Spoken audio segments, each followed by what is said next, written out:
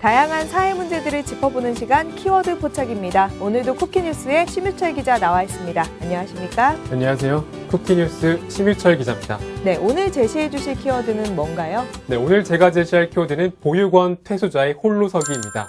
준비된 영상 먼저 보시죠.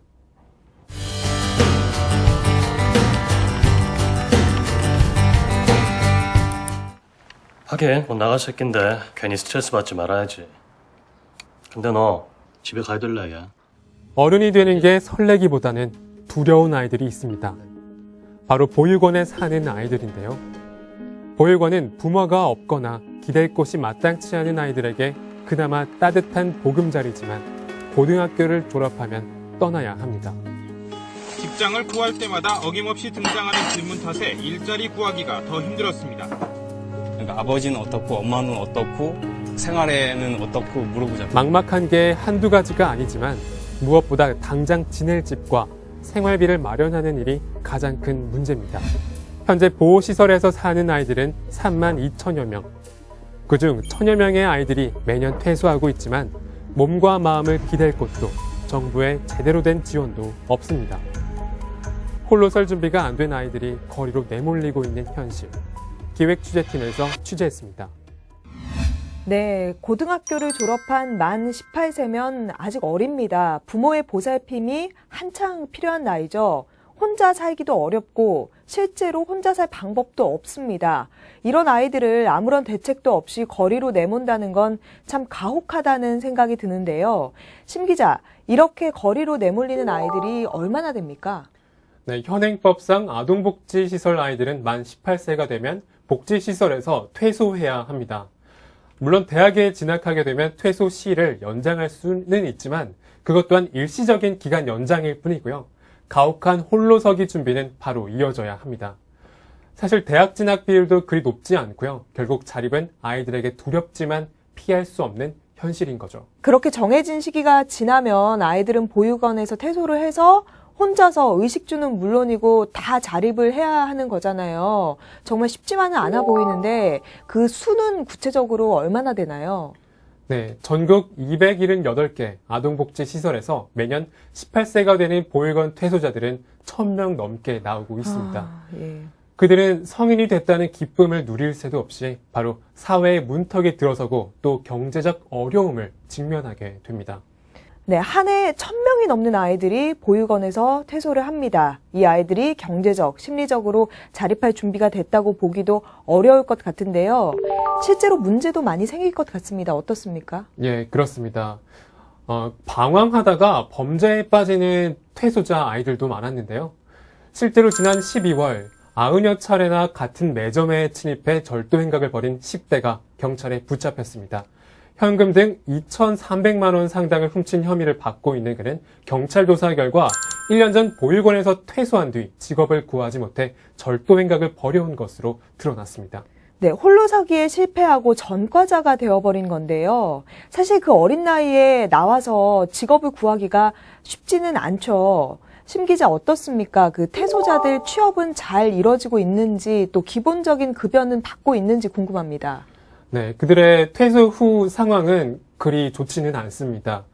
2015년 서울시에 거주하는 아동복지시설 퇴소자 중 취업을 못한 경우는 무려 40%에 달하고요. 또 취업에 성공했더라도 임금이 월 150만 원 이하인 경우가 68%에 달했습니다. 사정이 이렇다 보니 시설 퇴소 이후 자립생활이 어려운 이유에 대해 아이들의 44.1%가 생활비 등 자금 부족을 가장 많이 꼽았습니다. 10명 중 4명은 돈벌이를 아예 못하고 있고 또 벌더라도 워낙 적게 벌기 때문에 경제적인 문제에 부딪히게 되는 건데요. 정말 막막할 것 같습니다. 네, 긴급한 상황에서도 경제적인 도움을 받기 어려운 보육원 퇴소자들에게 자립은 막막한 꿈일 뿐입니다. 그래서 보육원에서 생활하는 아이들은 퇴소 날짜가 다가올수록 성인이 된다는 설렘보다 걱정이 앞선다고 합니다. 실제로 할 수만 있다면 퇴소를 미루고 싶다는 아이들도 꽤 만나볼 수 있었고요. 이 정도면은 정부에서 어떤 대책이 있어야 할 것 같은데 퇴소 후에 어떤 지원이 이루어지고 있습니까? 아이들을 위해 자립지원 정착금을 지원하고 있습니다. 지방자치단체별로 100만 원에서 최대 500만 원 정도의 금액을 마련해 퇴소하는 아이들에게 주는 것인데요. 하지만 사실 요즘 같은 물가의 그 돈으로 집, 아니 방을 구한다는 것도 사실 어려운 것입니다. 또 서울보다 지방에 있는 보육원 사정은 더 열악한데요. 300만 원을 들고 보금자리를 마련해야 하는 아이들도 쉽게 찾아볼 수 있었습니다. 그 돈이면은 진짜 말씀하신 대로 방 한 칸 구하기도 어려울 텐데 그나마 또 지역별로 차이가 나는 이유가 있습니까? 현재 보육원 퇴소자들을 위한 지원은 모두 지방 이양 사업으로 각 지자체 담당이기 때문입니다.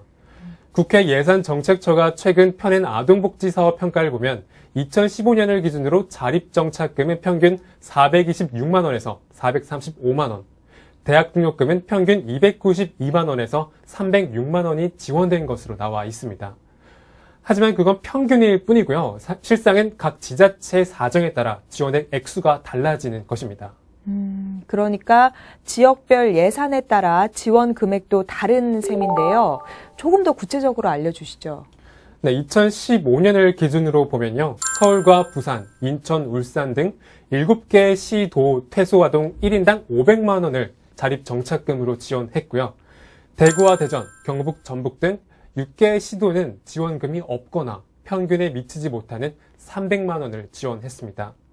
또 대학 등록금 역시 부산과 서울은 300만 원에서 350만 원을 지원한 데 비해 광주와 경남 등은 대학 등록금 지원이 국가장학금과 유사 중복제도에 해당한다고 보고 사업비를 책정하지 않았습니다.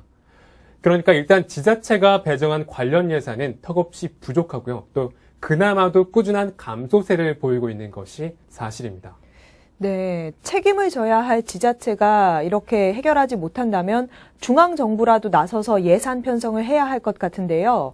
우선 지자체들이 이렇게 보육원 퇴소자 문제에 소극적인 이유가 있습니까? 네, 일단 정부 차원의 뚜렷한 지원안이 마련돼 있지 않기 때문이라는 지적이 계속해서 나오고 있습니다. 현재 자립지원의 경우 예산 배정부터 관련 프로그램 진행까지 모두 지자체 재량에 따르고 있고요. 정부에서는 각 지자체는 퇴소자의 자립을 위해 주거, 학업 등의 측면에서 최선을 다해야 한다는 권고 차원의 근거만 가지고 있습니다. 현 상황이 이렇다 보니 많은 비용이 들어가는 반면 가시적인 성과는 낼 수 없는 보육원 퇴소자 지원은 점점 뒷전으로 밀릴 수밖에 없다는 지적도 함께 나오고 있습니다.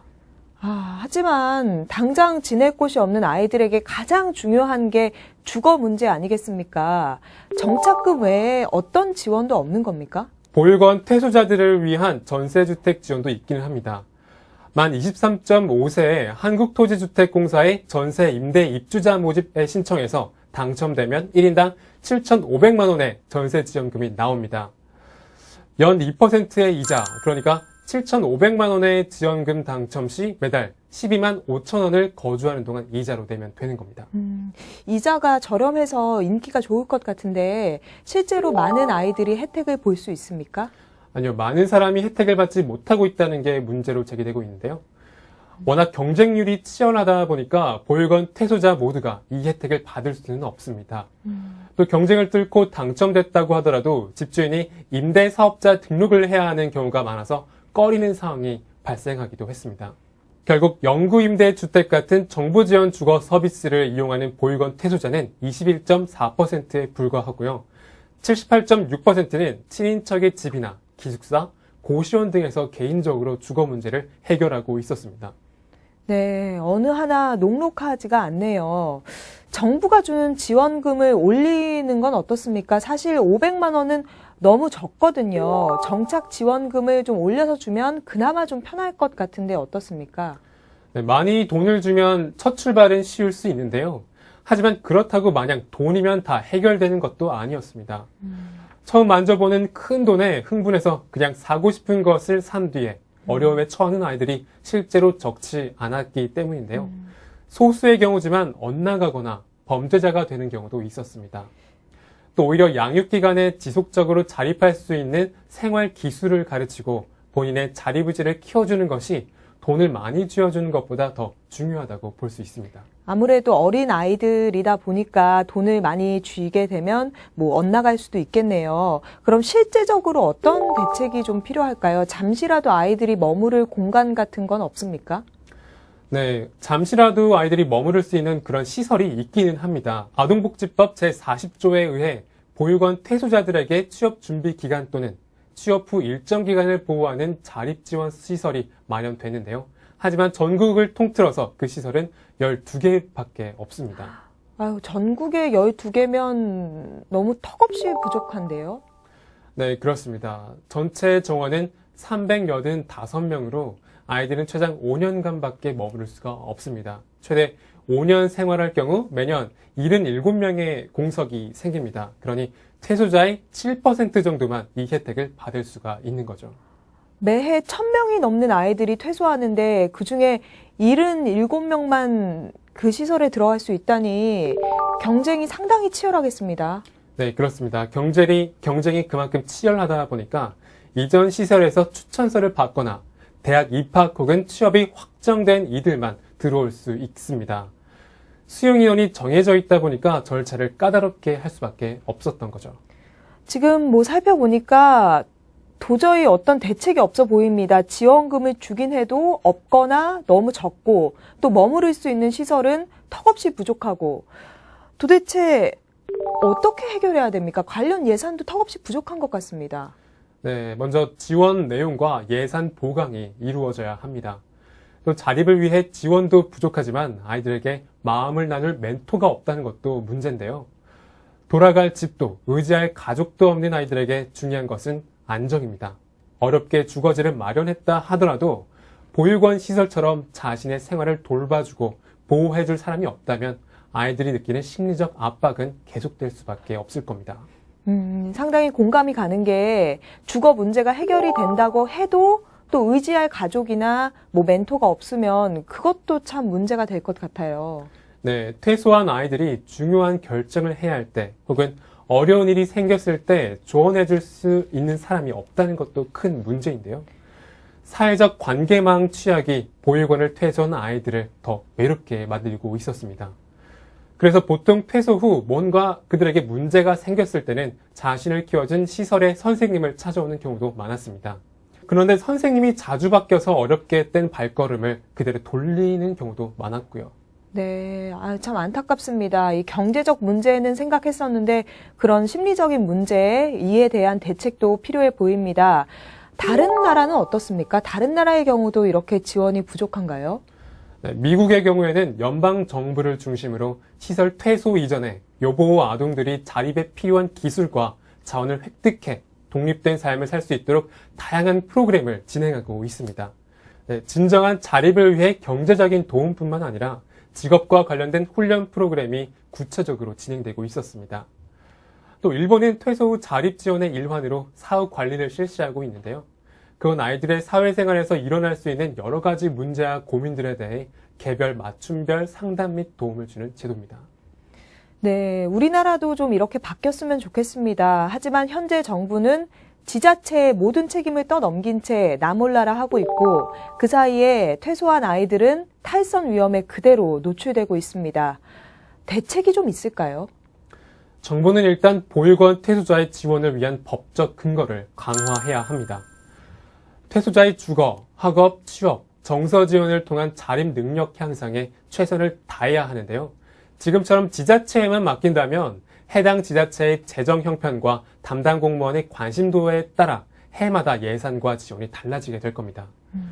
그런 일이 없도록 정부가 보다 적극적으로 나서서 청소년들의 자립을 위한 지속적이고 다양한 시스템을 구축해야 하겠습니다.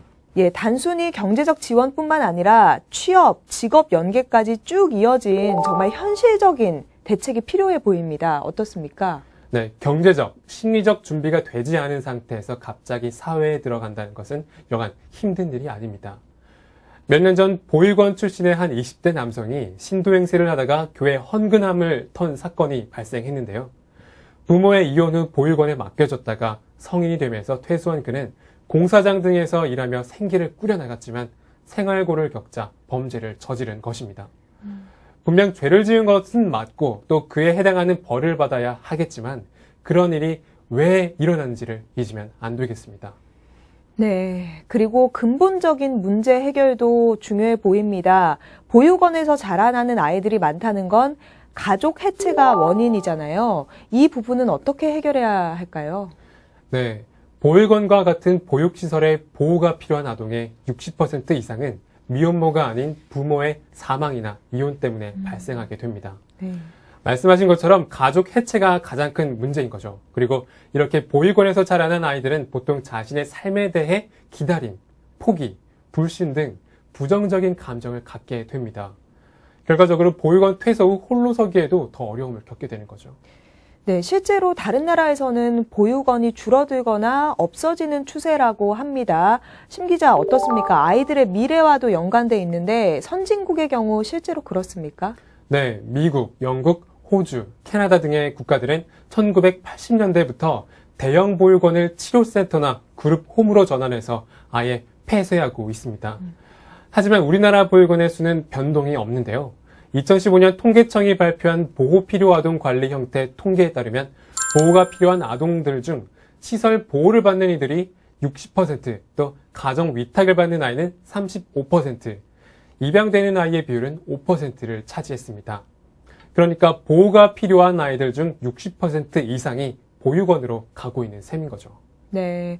그러니까 아이들을 위해서 최후의 수단이 되어야 할 보육원이 우리나라에서는 최선책이 되고 있습니다. 뭐 당연한 말이겠지만 가정 위탁 제도가 활성화된다면 훨씬 좋을 텐데 실제로 미국은 그렇지 않습니까? 장점이 많이 있죠. 네, 그렇습니다. 미국은 보육원을 없애기 시작하면서 가정 위탁 제도를 확대하기 시작했는데요. 미국 위탁 가정 비율은 2015년 75%였습니다. 물론 가정 위탁의 목적은 아이가 태어난 가정으로 돌아갈 때까지 임시 거처를 제공하는 거지만 원래 가족에게 돌아갈 수 없는 아이들에게 제2의 가족을 연결해 주는 것이기도 합니다. 아이는 가정에서 자라야 한다는 미국 사회의 폭넓은 공감대가 이런 제도를 뿌리내리게 한 거죠. 물론 사회 정서상 가정 위탁 제도가 우리나라에 단기간에 자리 잡기는 어렵겠지만 꾸준한 관심이 필요해 보입니다. 또 심 기자 중요한 부분이 있습니다. 우리가 그 퇴소한 아이들을 바라보는 시선도 중요하지 않습니까? 네, 보육원 퇴소자들이 실제로 취업을 위해 면접을 가보면 보육원 출신이라는 소리에 말투부터 달라지는 경우가 많다고 합니다. 일부러 가족과 관계된 질문을 하기도 하고요. 사실 지원보다 가장 문제는 그들을 바라보는 시선입니다. 보육원 출신이라는 꼬리표를 붙이고 대하거나 색안경을 쓰고 보는 시선 모두 사라져야겠습니다. 네, 어른으로서 참 반성이 되는 얘기입니다. 우리가 따뜻한 시선으로 바라보면서 삶의 방향이 달라지는 아이들이 많이 생겼으면 좋겠습니다. 그렇습니다. 그들이 이 사회에 잘 적응할 수 있도록 편견 없이 도와주는 손길이 필요합니다. 실제로 고등학교를 중퇴한 한 청년이 보육원 퇴소 후 힘들어하는 학생에게 도움을 준 사례도 있었는데요. 사회적 기업의 도움을 받아서 적은 돈으로 주거 문제를 해결하게 해줬고 대학 입학까지 도와준 경우였습니다. 편견 없는 시선으로 도움을 받은 퇴소자의 꿈은 이제 사회복지사가 됐다고 합니다. 그의 꿈이 실현되면 또 같은 처지에 있는 아이들을 도와줄 수 있겠죠. 네, 참 따뜻한 얘기입니다. 그런 날이 빨리 오기를 바랍니다. 키워드 포착 오늘은 여기서 마칩니다. 심 기자 고생하셨습니다. 감사합니다.